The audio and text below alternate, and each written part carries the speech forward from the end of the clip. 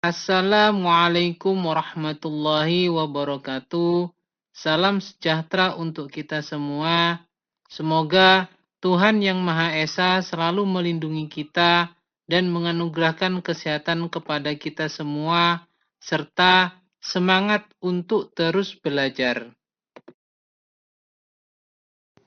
Pada pertemuan kali ini, dalam mata kuliah teori akuntansi, pokok bahasan kita adalah berkenaan dengan ekuitas atau modal dan laba.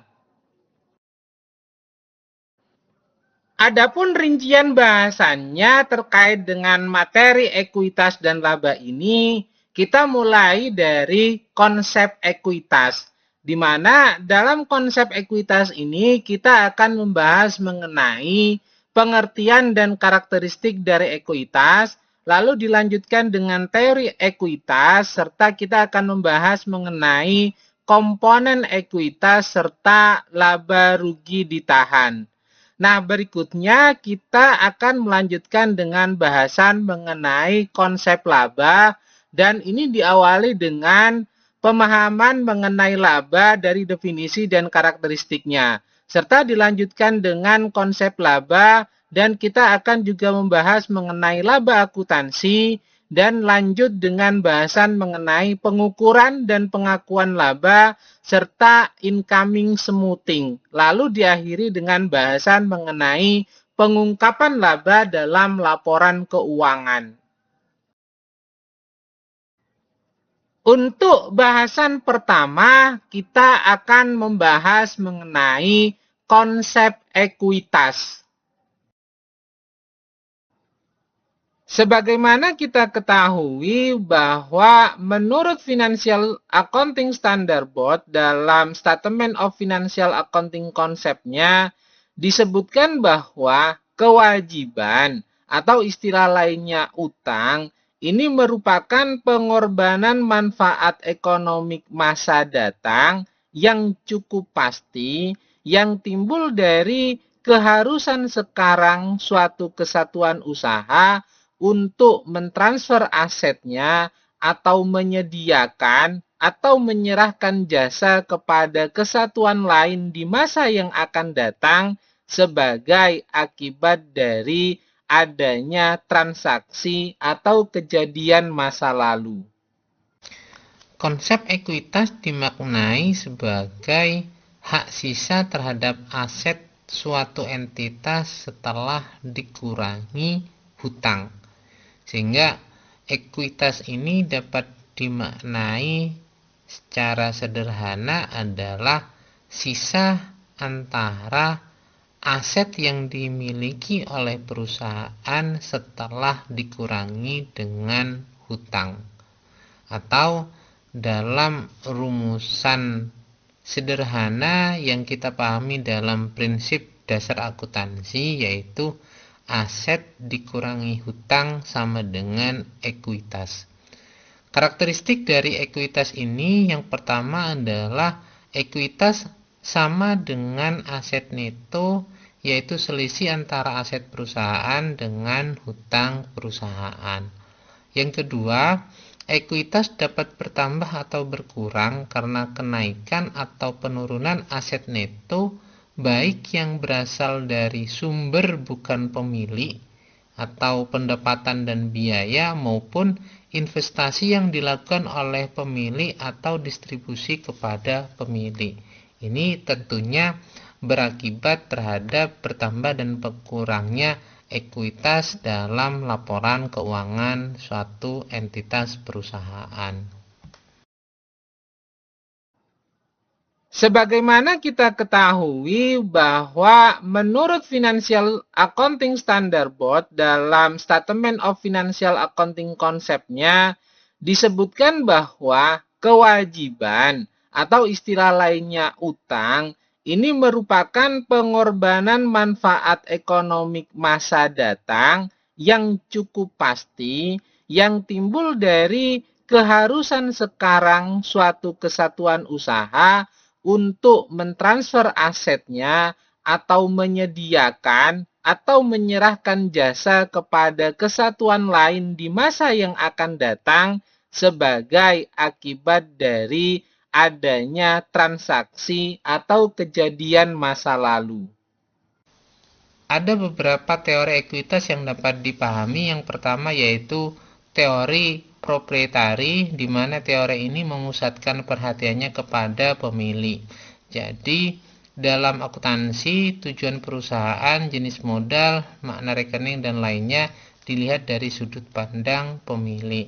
Ini yang harfiah yang biasanya dipergunakan dalam konsep ekuitas.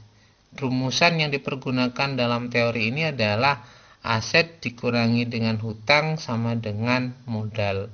Yang kedua adalah teori entitas atau kesatuan usaha, di mana perusahaan dianggap bertindak atas nama dan kepentingannya sendiri terpisah dari pemilik.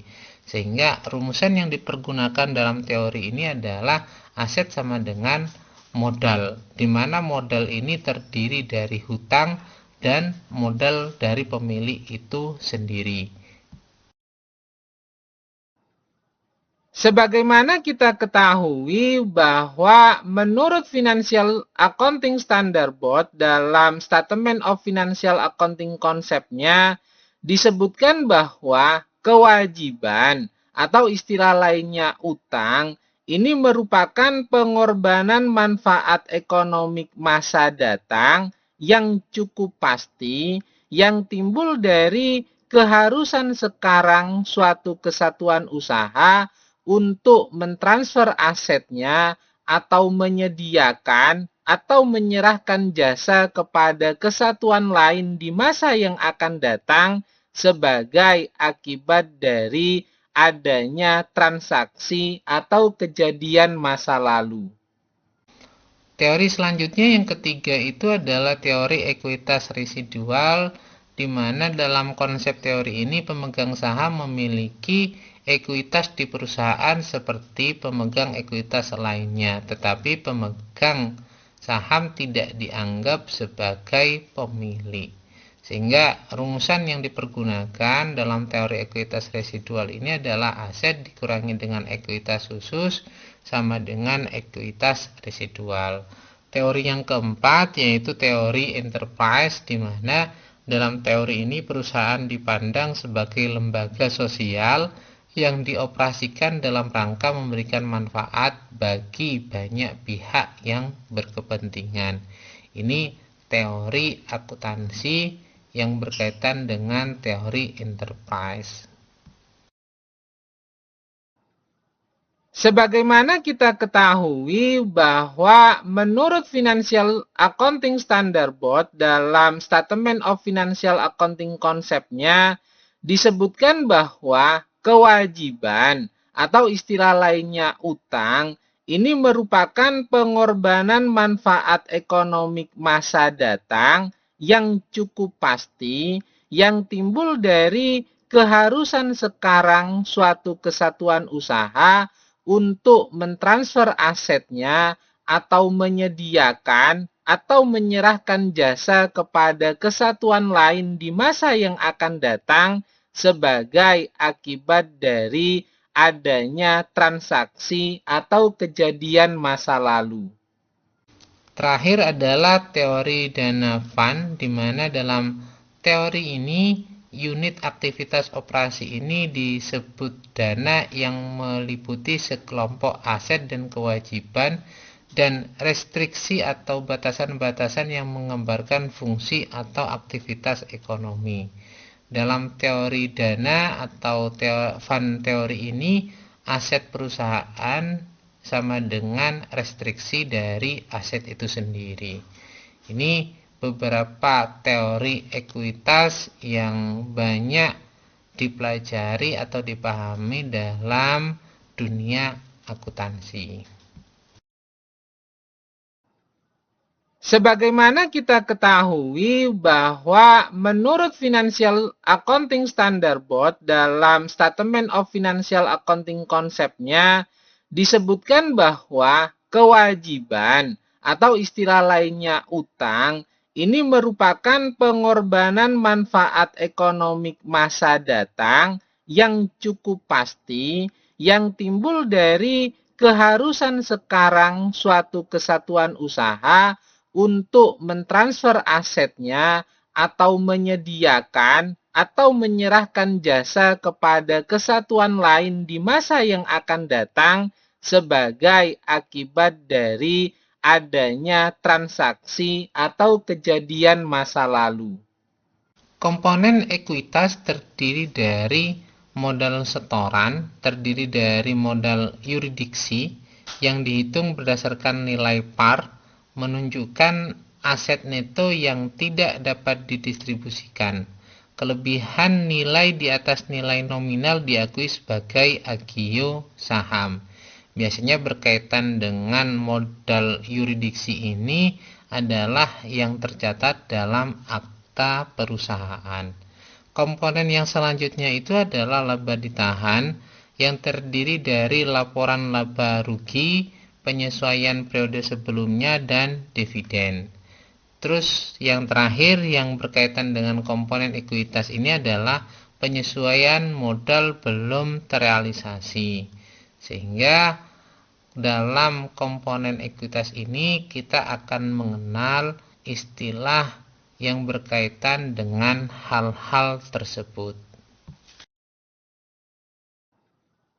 Sebagaimana kita ketahui bahwa menurut Financial Accounting Standard Board dalam Statement of Financial Accounting konsepnya disebutkan bahwa kewajiban atau istilah lainnya utang ini merupakan pengorbanan manfaat ekonomi masa datang yang cukup pasti yang timbul dari keharusan sekarang suatu kesatuan usaha untuk mentransfer asetnya atau menyediakan atau menyerahkan jasa kepada kesatuan lain di masa yang akan datang sebagai akibat dari adanya transaksi atau kejadian masa lalu.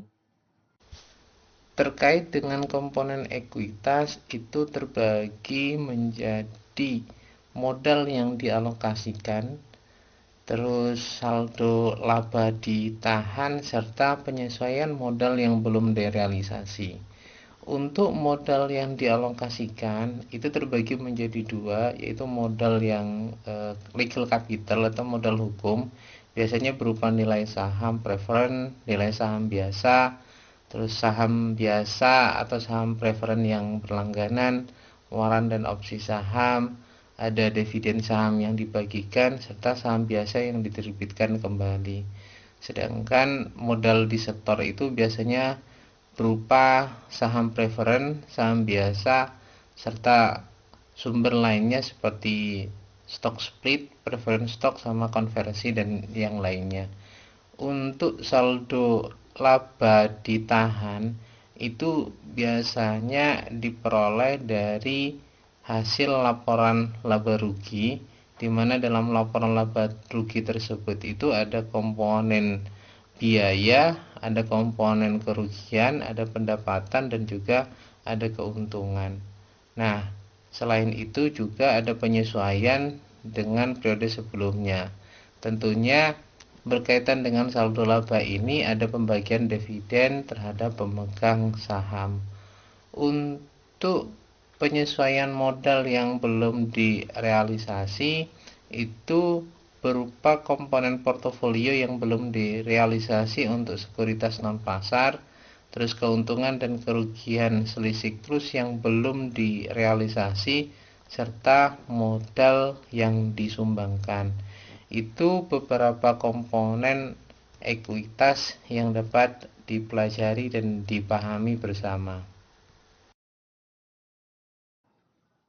Sebagaimana kita ketahui bahwa menurut Financial Accounting Standard Board dalam Statement of Financial Accounting konsepnya disebutkan bahwa kewajiban atau istilah lainnya utang ini merupakan pengorbanan manfaat ekonomi masa datang yang cukup pasti yang timbul dari keharusan sekarang suatu kesatuan usaha untuk mentransfer asetnya atau menyediakan atau menyerahkan jasa kepada kesatuan lain di masa yang akan datang sebagai akibat dari adanya transaksi atau kejadian masa lalu.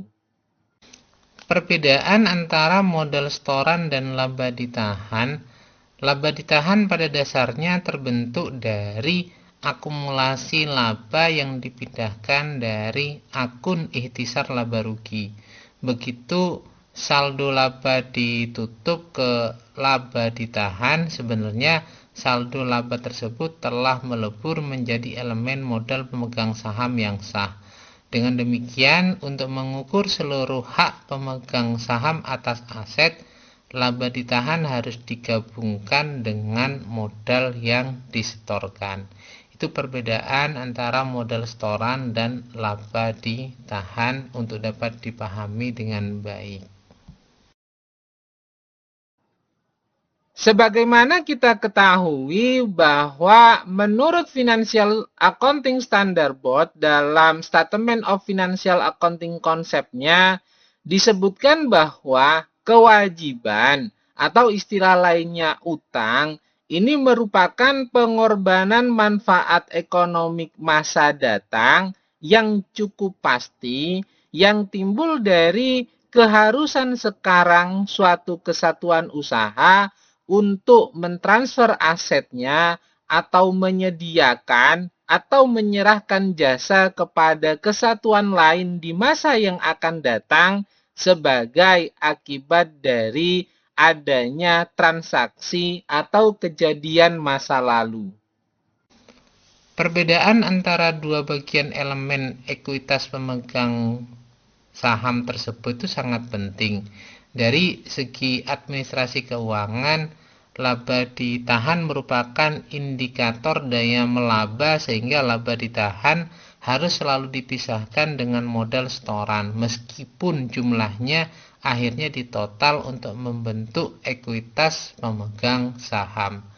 Perbedaan ini juga sangat penting secara yuridis karena modal setoran merupakan dana dasar yang harus tetap dipertahankan untuk menunjukkan perlindungan bagi pihak lain.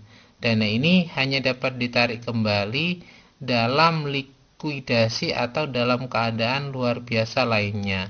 Sementara itu, laba ditahan adalah jumlah rupiah yang secara yuridis dapat digunakan dalam pembagian dividen. Sebagaimana kita ketahui bahwa menurut Financial Accounting Standard Board dalam Statement of Financial Accounting konsepnya disebutkan bahwa kewajiban atau istilah lainnya utang ini merupakan pengorbanan manfaat ekonomi masa datang yang cukup pasti yang timbul dari keharusan sekarang suatu kesatuan usaha untuk mentransfer asetnya atau menyediakan atau menyerahkan jasa kepada kesatuan lain di masa yang akan datang sebagai akibat dari adanya transaksi atau kejadian masa lalu.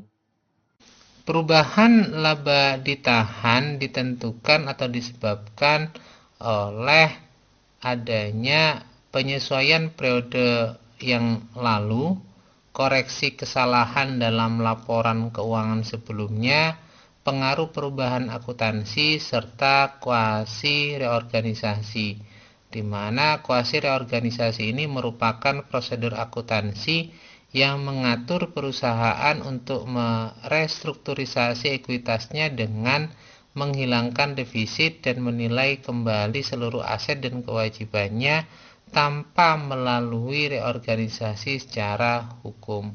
Itu beberapa hal yang dapat menyebabkan laba ditahan dalam satu periode berubah selain karena transaksi modal tetapi karena transaksi khusus yang saya sebutkan tersebut. Bahasan berikutnya yang kedua adalah terkait dengan konsep laba. Sebagaimana kita ketahui bahwa menurut Financial Accounting Standard Board dalam Statement of Financial Accounting konsepnya disebutkan bahwa kewajiban atau istilah lainnya utang ini merupakan pengorbanan manfaat ekonomi masa datang yang cukup pasti yang timbul dari keharusan sekarang suatu kesatuan usaha untuk mentransfer asetnya atau menyediakan atau menyerahkan jasa kepada kesatuan lain di masa yang akan datang sebagai akibat dari adanya transaksi atau kejadian masa lalu.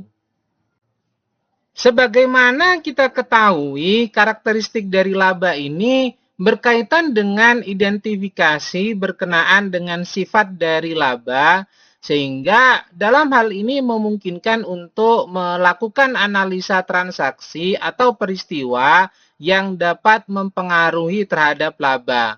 Sedangkan pengertian laba yang dianut dalam struktur administrasi akuntansi ini berkaitan dengan laba akuntansi yang merupakan selisih antara pendapatan dengan biaya. Artinya, selisih pendapatan dan biaya tersebut itu diakui dengan laba. Kalau besaran pendapatan lebih besar daripada biaya, tentunya ini akan berdampak pada keuntungan atau laba. Tapi sebaliknya, kalau pendapatan lebih kecil daripada biaya, tentunya berdampak terhadap yang namanya kerugian.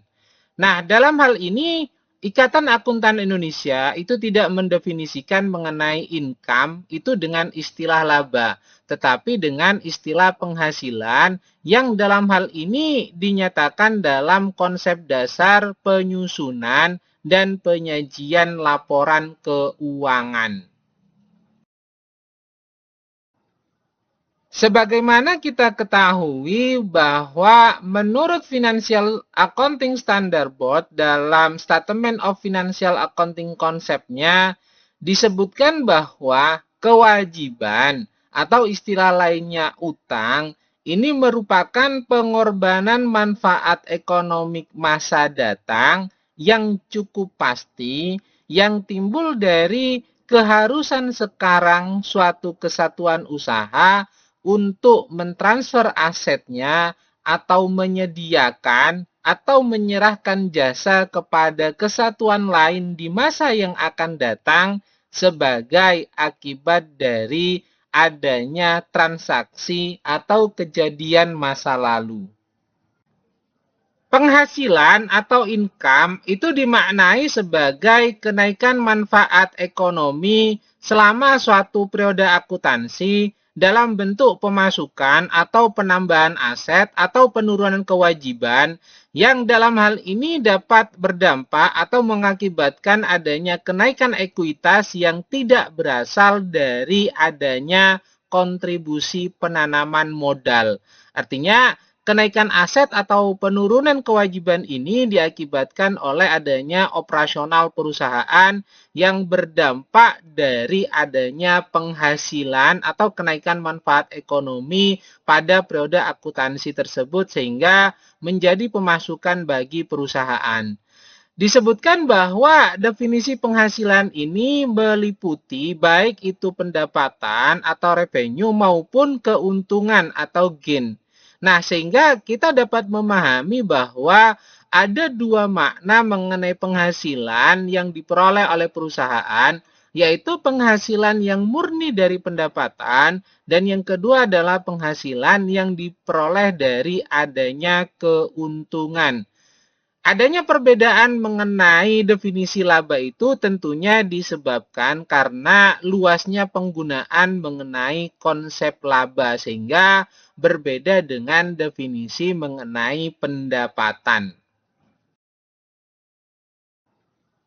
Sebagaimana kita ketahui bahwa menurut Financial Accounting Standard Board dalam Statement of Financial Accounting konsepnya disebutkan bahwa kewajiban atau istilah lainnya utang ini merupakan pengorbanan manfaat ekonomi masa datang yang cukup pasti yang timbul dari keharusan sekarang suatu kesatuan usaha untuk mentransfer asetnya atau menyediakan atau menyerahkan jasa kepada kesatuan lain di masa yang akan datang sebagai akibat dari adanya transaksi atau kejadian masa lalu.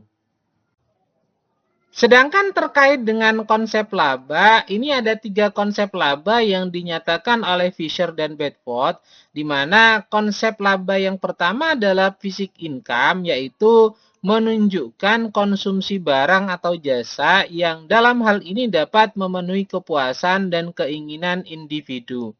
Sedangkan konsep laba yang kedua yaitu real income yang dimaknai dalam artian bahwa real income ini menunjukkan adanya kenaikan dalam kemakmuran ekonomi yang ditunjukkan oleh adanya kenaikan cost of living atau kenaikan biaya hidup.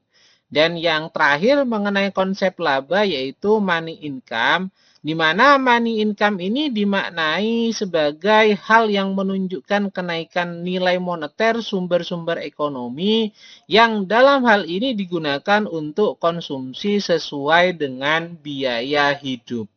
Nah, Fisher dan Bedford ini menyimpulkan bahwa dalam 3 konsep laba ini sebenarnya konsep real income inilah yang merupakan konsep yang paling praktis bagi akuntan untuk dipergunakan. Nah, apa itu konsep dari real income? Yaitu hal yang menunjukkan adanya kenaikan dalam kemakmuran ekonomi yang ditunjukkan oleh kenaikan cost of living atau biaya hidup. Sehingga ketika biaya hidup kita meningkat, maka sebenarnya di sana kita mendapatkan keuntungan dari kenaikan kemakmuran ekonomi tersebut.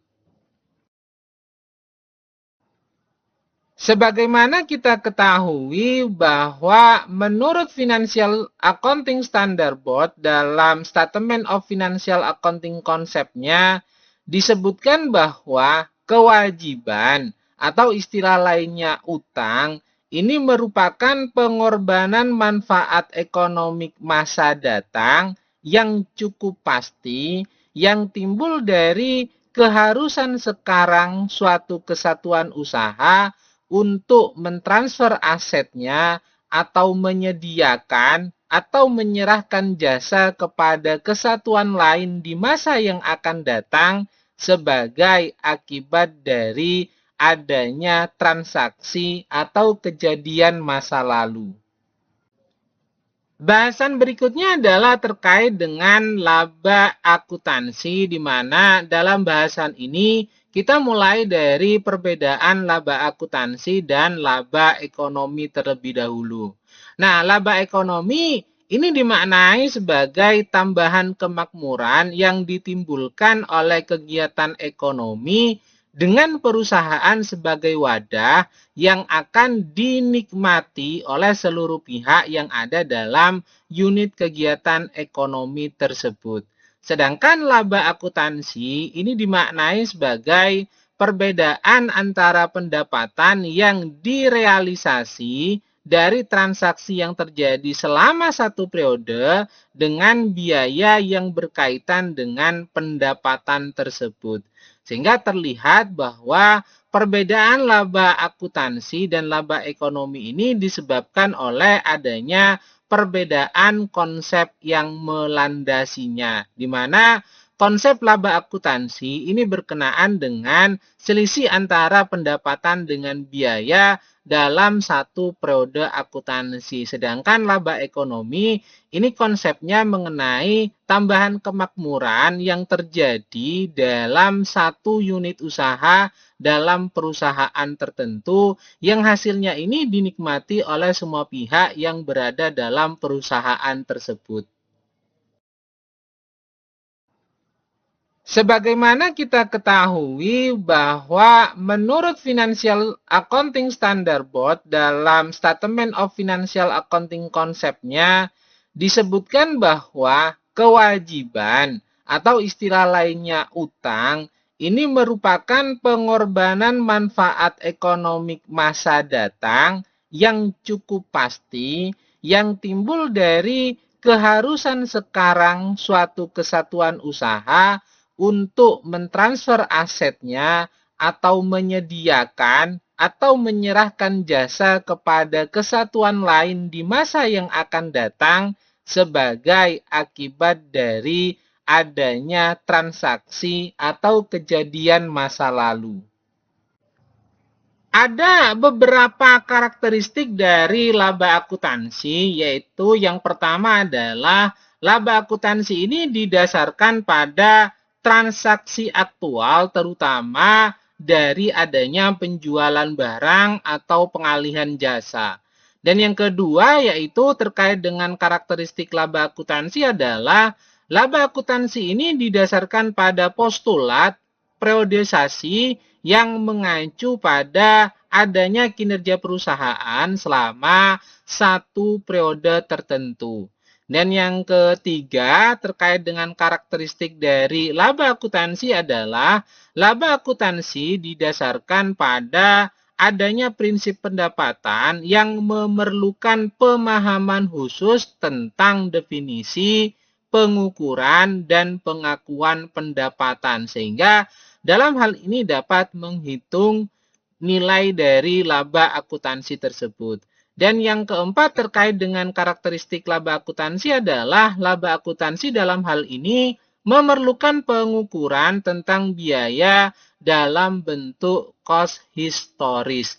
Dan yang terakhir, yang kelima mengenai karakteristik laba akuntansi adalah laba akuntansi ini menghendaki adanya penandingan antara pendapatan dengan biaya yang relevan yang terjadi pada satu periode tertentu, sehingga dari selisih pendapatan dan biaya tersebut itu dengan konsep penandingan maka kita akan dapat menghitung laba akuntansi yang dihasilkan oleh perusahaan.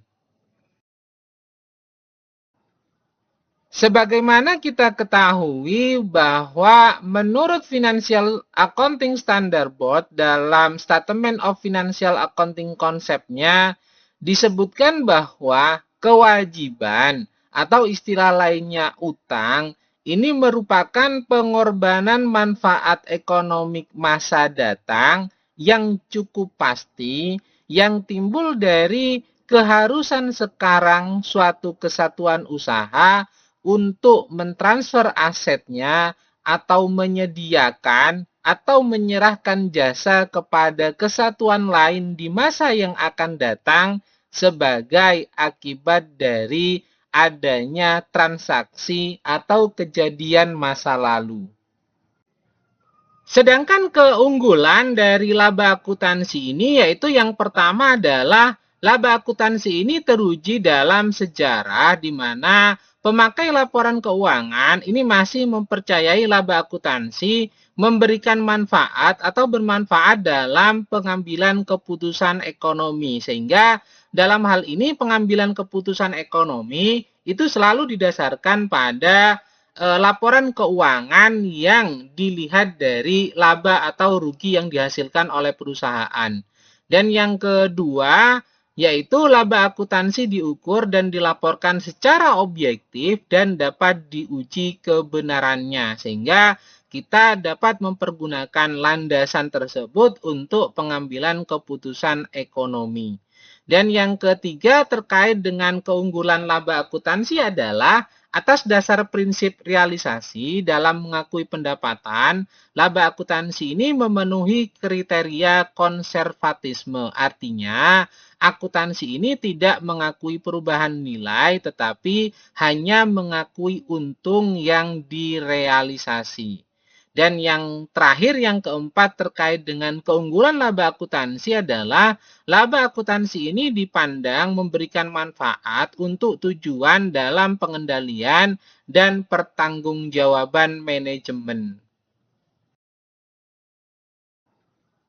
Sebagaimana kita ketahui bahwa menurut Financial Accounting Standard Board dalam Statement of Financial Accounting konsepnya disebutkan bahwa kewajiban atau istilah lainnya utang ini merupakan pengorbanan manfaat ekonomi masa datang yang cukup pasti, yang timbul dari keharusan sekarang suatu kesatuan usaha untuk mentransfer asetnya atau menyediakan atau menyerahkan jasa kepada kesatuan lain di masa yang akan datang sebagai akibat dari adanya transaksi atau kejadian masa lalu.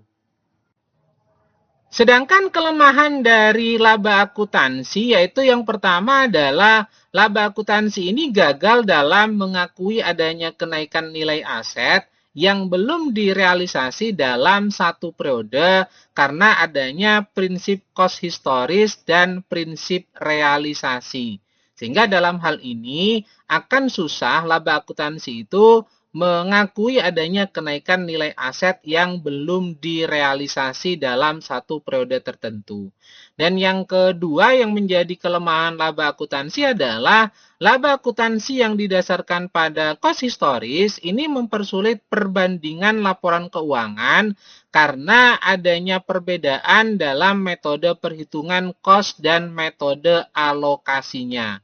Dengan perbedaan metode tersebut, maka akan berdampak terhadap susahnya untuk membuat perbandingan dalam laporan keuangan yang telah dihasilkan. Dan yang ketiga terkait dengan kelemahan laba akuntansi yaitu laba akuntansi yang didasarkan prinsip realisasi, cost historis, dan konservatisme ini dapat menghasilkan data yang tidak konsisten. Kenapa? Karena dalam periode yang berbeda tentunya akan menghasilkan nilai yang berbeda juga. Sebagaimana kita ketahui bahwa menurut Financial Accounting Standard Board dalam Statement of Financial Accounting konsepnya disebutkan bahwa kewajiban atau istilah lainnya utang ini merupakan pengorbanan manfaat ekonomi masa datang yang cukup pasti, yang timbul dari keharusan sekarang suatu kesatuan usaha untuk mentransfer asetnya atau menyediakan atau menyerahkan jasa kepada kesatuan lain di masa yang akan datang sebagai akibat dari adanya transaksi atau kejadian masa lalu. Dalam literatur lain disebutkan mengenai kelemahan laba akuntansi, yaitu yang pertama adalah laba akuntansi ini belum dirumuskan secara jelas karena fondasi yang dibangun dalam rumusan laba akuntansi ini hanya selisih antara pendapatan dan biaya. Sedangkan komponen pendapatan dan komponen biaya ini belum dirumuskan secara jelas. Dan yang kedua adalah belum adanya dasar pengukuran dan penyajian yang secara teoris itu dapat dikatakan mantap. Dan yang ketiga yaitu praktek akuntansi yang diterima umum ini memungkinkan timbulnya ketidakkonsistenan dalam pengukuran laba periodik dari perusahaan yang berbeda atau antar periode akuntansi yang sama. Dan yang keempat yaitu adanya perubahan tingkat harga yaitu terkait dengan daya beli uang. Ini tentunya belum mencerminkan dalam laba akuntansi yang dihitung atas dasar nilai nominal uang. Dan yang terakhir yaitu informasi lain mungkin terbukti lebih bermanfaat bagi investor dan pemegang saham dengan pengambilan keputusan investasi dibandingkan dengan menggunakan laba akuntansi.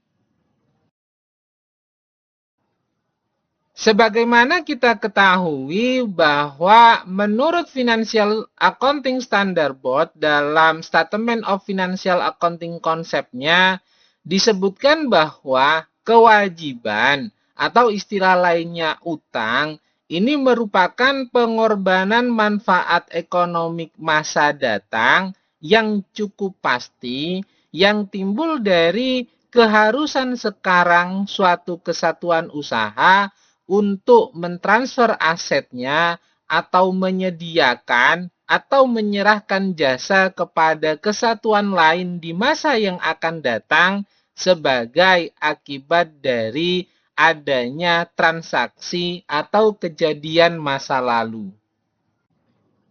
Masih terkait dengan laba akuntansi, ini ada beberapa tujuan dalam pelaporan laba akuntansi, yaitu yang pertama adalah sebagai indikator efisiensi dalam penggunaan dana yang tertanam dalam perusahaan, sehingga parameter yang dipergunakan untuk mengukur efisiensi tersebut adalah dengan laba akuntansi. Dan yang kedua yaitu sebagai pengukur prestasi manajemen, karena dalam hal ini kalau keuntungan atau laba yang diperoleh oleh perusahaan, maka itu menunjukkan prestasi manajemen itu sangat baik. Sedangkan kalau perusahaan mengalami kerugian, maka tentunya dapat dianggap bahwa prestasi manajemen berkinerja buruk.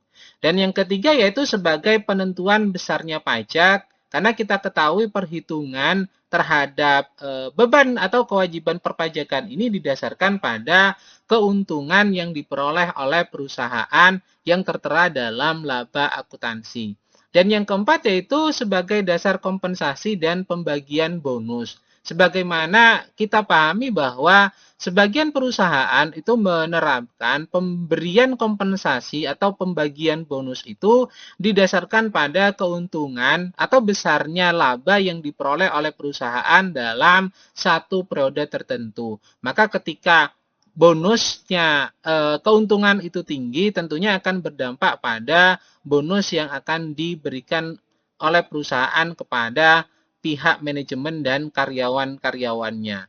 Dan yang kelima yaitu sebagai alat pengendalian alokasi sumber daya ekonomi dalam suatu negara dengan memperhatikan terhadap laba yang diperoleh oleh masing-masing perusahaan yang berkontribusi terhadap ekonomi dalam sebuah negara. Dan yang keenam yaitu sebagai dasar untuk kenaikan kemakmuran.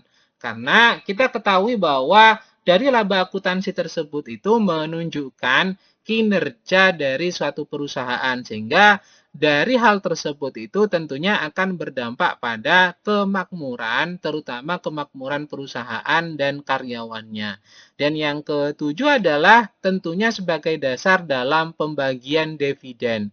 Sebagaimana kita ketahui bahwa pembagian dividen ini tentunya didasarkan pada keuntungan yang diperoleh oleh perusahaan. Dan dari keuntungan tersebut itu sebagian dibagikan dalam bentuk dividen yang diberikan kepada pemegang saham perusahaan.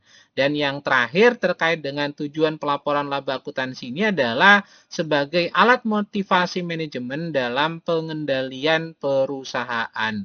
Karena dalam hal ini pihak manajemen tentunya akan termotivasi bila perusahaan mengalami keuntungan atau mengalami laba dari periode ke periode berikutnya.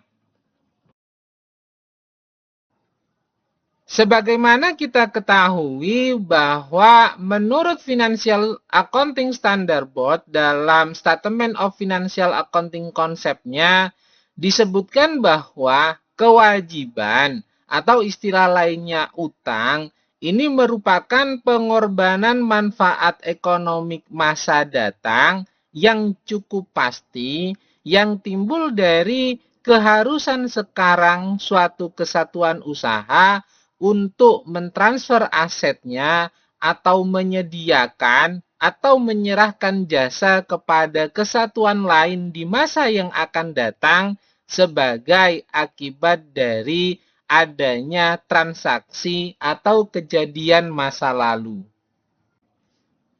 Bahasan berikutnya dalam konsep laba ini adalah terkait dengan pengukuran dan pengakuan laba, di mana pengukuran besarnya laba ini sangat tergantung pada besarnya pendapatan dan biaya. Kenapa? Karena laba ini merupakan selisih antara pendapatan dan biaya, dan dengan demikian laba ini diakui sejalan dengan pengakuan pendapatan dan biaya. Dalam konsep dasar penyusunan dan penyajian laporan keuangan yang dibuat oleh Ikatan Akuntan Indonesia, disebutkan bahwa penghasilan atau income ini akan diakui apabila kenaikan manfaat ekonomi di masa mendatang yang berkaitan dengan peningkatan aset atau peningkatan aktiva atau adanya penurunan kewajiban telah terjadi dan jumlahnya dapat diukur dengan andal. Sehingga sebagaimana tadi disampaikan, pengukuran besarnya laba ini akan sangat dipengaruhi oleh besar kecilnya pendapatan dan biaya. Bila pendapatan lebih besar daripada biaya, tentunya nilai dari keuntungan tersebut itu akan lebih besar. Namun sebaliknya, kalau pendapatan lebih kecil dari biaya, maka bukan laba yang diperoleh, namun akan menghasilkan yang namanya kerugian. Sebagaimana kita ketahui bahwa menurut Financial Accounting Standard Board dalam Statement of Financial Accounting konsepnya disebutkan bahwa kewajiban atau istilah lainnya utang ini merupakan pengorbanan manfaat ekonomi masa datang yang cukup pasti yang timbul dari keharusan sekarang suatu kesatuan usaha untuk mentransfer asetnya atau menyediakan atau menyerahkan jasa kepada kesatuan lain di masa yang akan datang sebagai akibat dari adanya transaksi atau kejadian masa lalu. Ada 3 konsep atau 3 pendekatan dalam mengukur laba, di mana pendekatan yang pertama adalah pendekatan transaksi.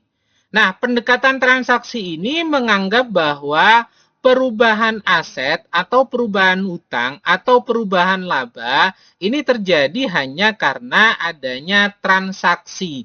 Baik transaksi tersebut itu berasal dari internal maupun transaksi tersebut itu adalah transaksi yang berasal dari eksternal.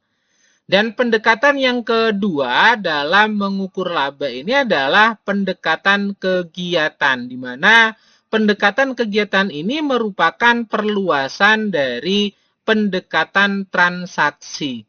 Hanya saja perbedaannya terletak pada bahwa pendekatan transaksi ini didasarkan pada proses pelaporan yang mengukur transaksi dengan pihak luar, sedangkan pendekatan kegiatan ini didasarkan pada konsep peristiwa atau kegiatan dalam arti luas, tidak dibatasi pada kegiatan dengan pihak luar saja. Dan yang terakhir dari pendekatan dalam mengukur laba ini adalah pendekatan mempertahankan kemakmuran atau capital maintenance konsep, di mana dalam pendekatan mempertahankan kemakmuran ini, laba diakui dan diukur setelah kapital awalnya atau modal awalnya ini dapat dipertahankan. Kapital yang dimaksud ini merupakan kekayaan bersih dalam artian luas dan dalam berbagai bentuknya. Sehingga dengan demikian, kapital ini dapat diartikan sebagai sekelompok kekayaan tanpa memperhatikan siapa yang memiliki kekayaan tersebut. Sebagaimana kita ketahui bahwa menurut Financial Accounting Standard Board dalam Statement of Financial Accounting konsepnya disebutkan bahwa kewajiban atau istilah lainnya utang ini merupakan pengorbanan manfaat ekonomi masa datang yang cukup pasti yang timbul dari keharusan sekarang suatu kesatuan usaha untuk mentransfer asetnya atau menyediakan atau menyerahkan jasa kepada kesatuan lain di masa yang akan datang sebagai akibat dari adanya transaksi atau kejadian masa lalu. Terkait dengan pendekatan transaksi dalam konsep pengukuran laba, ada beberapa manfaat atau kebaikan yang dapat diperoleh, di mana yang pertama adalah komponen laba ini dapat diklasifikasikan dalam berbagai cara, misalnya atas dasar produk atau atas dasar konsumen. Yang kedua yaitu laba operasi dapat dipisahkan dari laba non-operasi, sehingga kita akan mengetahui bagaimana laba yang diperoleh oleh perusahaan berdasarkan operasionalnya dan bagaimana laba yang diperoleh oleh perusahaan ketika menghitung laba non-operasinya. Dan yang ketiga yaitu dapat dijadikan dasar dalam penentuan tipe dan kuantitas aset dan utang yang ada pada akhir periode pelaporan akuntansi tersebut. Dan yang keempat yaitu efisiensi usaha. Dalam hal ini memerlukan pencatatan transaksi eksternal untuk berbagai tujuan. Dan yang kelima yaitu berbagai laporan dapat dibuat dan dikaitkan antara laporan yang satu dengan laporan yang lainnya, sehingga akan memudahkan dalam proses analisa untuk dasar pengambilan keputusan ekonomi. Sebagaimana kita ketahui bahwa menurut Financial Accounting Standard Board dalam Statement of Financial Accounting konsepnya disebutkan bahwa kewajiban atau istilah lainnya utang ini merupakan pengorbanan manfaat ekonomi masa datang yang cukup pasti yang timbul dari keharusan sekarang suatu kesatuan usaha untuk mentransfer asetnya atau menyediakan atau menyerahkan jasa kepada kesatuan lain di masa yang akan datang sebagai akibat dari adanya transaksi atau kejadian masa lalu. Sedangkan kemanfaatan atau kebaikan dari pendekatan kegiatan yaitu yang pertama adalah laba yang berasal dari produksi dan penjualan barang ini memerlukan jenis evaluasi dan prediksi yang berbeda dibandingkan dengan laba yang berasal dari pembelian dan penjualan surat berharga yang hanya ditujukan pada usaha untuk memperoleh capital gain. Sehingga dalam hal ini perlu effort ekstra dan pemahaman mengenai evaluasi yang berbeda terkait dengan asal dari laba tersebut. Dan yang kedua yaitu terkait dengan efisiensi manajemen, ini dapat diukur dengan lebih baik bila mana laba yang diklasifikasikan ini menurut jenis kegiatan yang menjadi tanggung jawab dari manajemen, sehingga masing-masing dari penanggung jawab tersebut itu dapat mengevaluasi kinerjanya yang didasarkan pada laba unitnya. Dan yang ketiga yaitu memungkinkan prediksi yang lebih baik karena adanya perbedaan pada pola perilaku dari jenis kegiatan yang berbeda. Sebagaimana kita ketahui bahwa menurut Financial Accounting Standard Board dalam Statement of Financial Accounting konsepnya disebutkan bahwa kewajiban atau istilah lainnya utang ini merupakan pengorbanan manfaat ekonomi masa datang yang cukup pasti yang timbul dari keharusan sekarang suatu kesatuan usaha untuk mentransfer asetnya atau menyediakan atau menyerahkan jasa kepada kesatuan lain di masa yang akan datang sebagai akibat dari adanya transaksi atau kejadian masa lalu. Bahasan berikutnya adalah terkait dengan income smoothing, di mana income smoothing ini merupakan perataan laba yang disengaja untuk mencapai tren laba tertentu, sehingga kebanyakan pihak manajemen akan membuat atau menjalankan income smoothing ini sebagai dasar evaluasi kinerjanya. Alasan diadakannya atau dilakukannya income smoothing ini adalah yang pertama untuk memperbaiki hubungan dengan kreditor, investor, dan karyawan. di mana hal ini agar terlihat kinerja laba perusahaan ini baik-baik saja dalam setiap periodenya. Kenapa? Karena dilakukan perataan laba yang disengaja untuk mencapai tren laba tertentu. Dan yang kedua, alasannya adalah meratakan siklus bisnis melalui proses psikologis. Karena kita ketahui dengan tren keuntungan yang merata tentunya secara psikologis akan berdampak positif bagi perusahaan atau bagi bisnis yang dijalankannya. Sebagaimana kita ketahui bahwa menurut Financial Accounting Standard Board dalam Statement of Financial Accounting konsepnya disebutkan bahwa kewajiban atau istilah lainnya utang ini merupakan pengorbanan manfaat ekonomi masa datang yang cukup pasti yang timbul dari keharusan sekarang suatu kesatuan usaha untuk mentransfer asetnya atau menyediakan atau menyerahkan jasa kepada kesatuan lain di masa yang akan datang sebagai akibat dari adanya transaksi atau kejadian masa lalu. Terkait dengan bentuk dari income smoothing, ini ada dua, yaitu yang pertama adalah real smoothing dan yang kedua adalah artificial smoothing. Di mana real smoothing ini berkaitan dengan transaksi aktual yang dilakukan atau tidak dilakukan berdasarkan pada pengaruh perataan terhadap laba.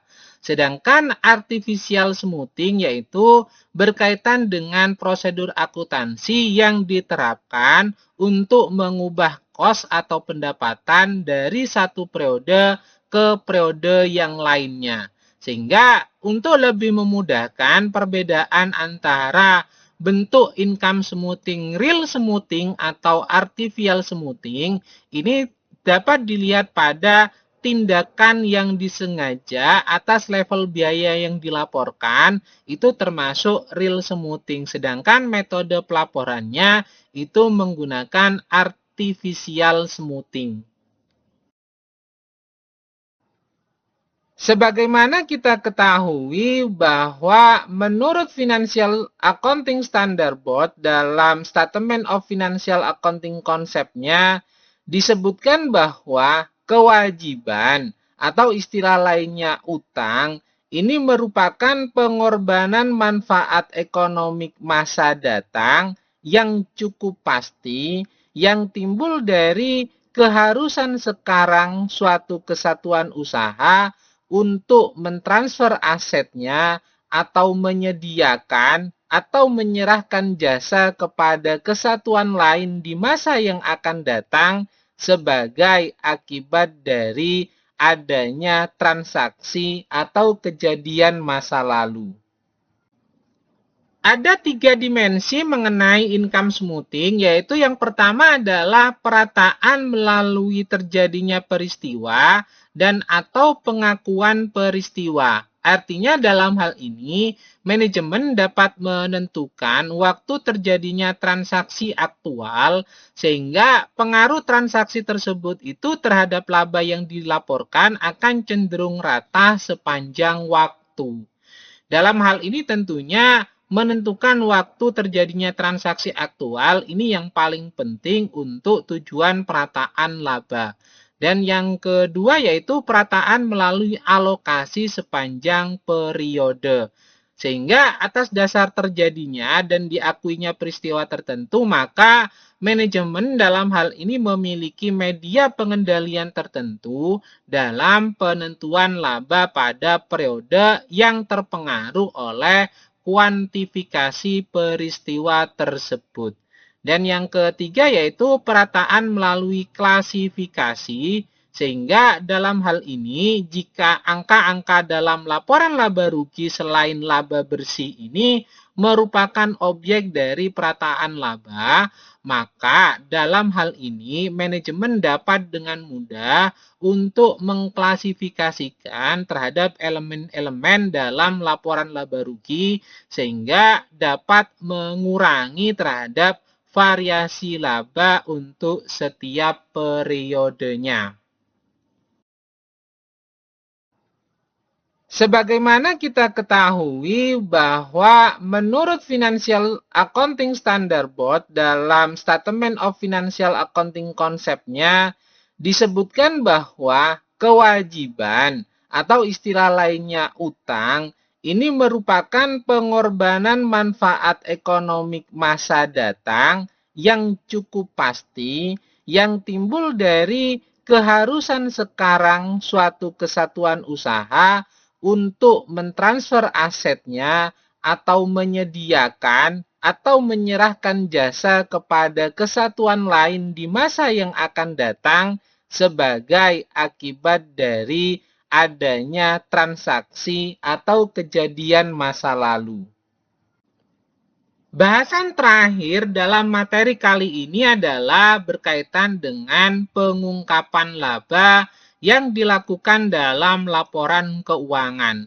Sebagaimana kita ketahui bahwa pengungkapan atau disclosure ini artinya tidak boleh menutupi dan tidak boleh menyembunyikan.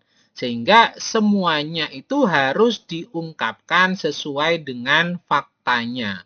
Nah, kenapa kok dikaitkan dengan laporan keuangan? Karena kita ketahui laporan keuangan ini harus memberikan informasi dan penjelasan mengenai hasil dari aktivitas operasional unit usahanya. Nah, terkait dengan informasi tersebut itu harus disajikan secara lengkap, harus disajikan secara jelas dan tidak membingungkan, serta dalam hal ini informasi tersebut itu harus dapat menggambarkan secara tepat mengenai kejadian ekonomi yang berpengaruh terhadap hasil operasi unit usaha tersebut.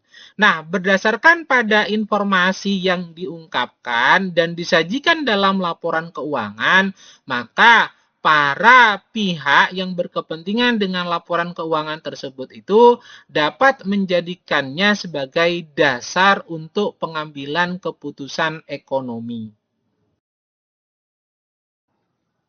Sebagaimana kita ketahui bahwa menurut Financial Accounting Standard Board dalam Statement of Financial Accounting konsepnya disebutkan bahwa kewajiban atau istilah lainnya utang ini merupakan pengorbanan manfaat ekonomi masa datang yang cukup pasti yang timbul dari keharusan sekarang suatu kesatuan usaha untuk mentransfer asetnya atau menyediakan atau menyerahkan jasa kepada kesatuan lain di masa yang akan datang sebagai akibat dari adanya transaksi atau kejadian masa lalu. Sebagaimana kita ketahui bahwa laporan keuangan ini sebenarnya ditujukan atau diungkapkan kepada beberapa pihak yang berkepentingan, diantaranya adalah investor, kreditor, pemegang saham, pemerintah, konsumen, karyawan, dan masyarakat umum yang pada akhirnya berkepentingan terhadap adanya laporan keuangan tersebut. Nah, dalam pelaporan keuangan ini sebenarnya memiliki keharusan untuk memberikan informasi yang berguna bagi investor potensial dan kreditor dan pengguna lainnya dalam rangka pengambilan keputusan investasi rasional, kredit, dan keputusan sejenis lainnya. Sehingga dalam hal ini perlu pengungkapan yang cukup, perlu pengungkapan yang wajar, dan perlu pengungkapan yang lengkap dalam hal yang berkaitan dengan laporan keuangan yang disajikan, terutama hal-hal yang berkaitan dengan laba akuntansi. Sehingga akan memudahkan para pihak yang berkepentingan terhadap laporan keuangan tersebut itu untuk menjadikan laporan keuangan tersebut sebagai pondasi dalam pengambilan keputusan ekonomi ke depannya. Mungkin itu dulu paparan yang dapat saya sampaikan. Mudah-mudahan dapat dipahami dengan baik. Bila ada hal yang kurang berkenan, saya mohon maaf sebesar-besarnya. Saya akhiri, wabillahi taufik wal hidayah. Wassalamualaikum warahmatullahi wabarakatuh. Jangan lupa untuk selalu menjalankan pola hidup sehat dan bersih. Semoga Tuhan Yang Maha Esa selalu menganugerahkan kesehatan kepada kita semua. Amin. Terima kasih.